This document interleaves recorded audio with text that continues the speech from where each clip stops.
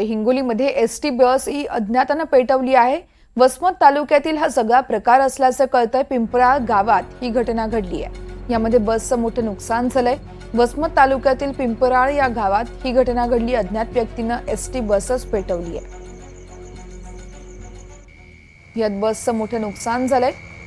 आता पोलिसांकडून तर या अज्ञात व्यक्तीचा शोध घेतला जातोय।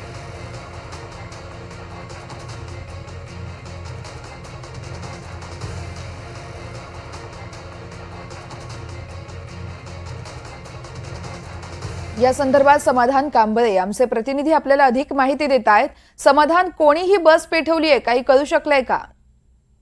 नक्कीच वर्षा, अजून काही या बस पेटवण्याचा काही पता लागलेला नाहीये। मात्र हिंगोलीच्या वसमत तालुक्यातील पिंपराळा गावात हनुमान मंदिरासमोर ही बस मुक्कामाला उभी होती आणि रात्री मध्यरात्रीनंतर ही बस पेटवण्यात आलेली आहे आणि हा जो बस पेटवणारा कोणी अज्ञात व्यक्ती आहे, याची ओळख पटली नाहीये आणि याचा शोध जे ते वसमत पोलीस घेत आहेत। निश्चितच समाधान, खूप खूप धन्यवाद तुम्ही दिलेल्या माहितीसाठी।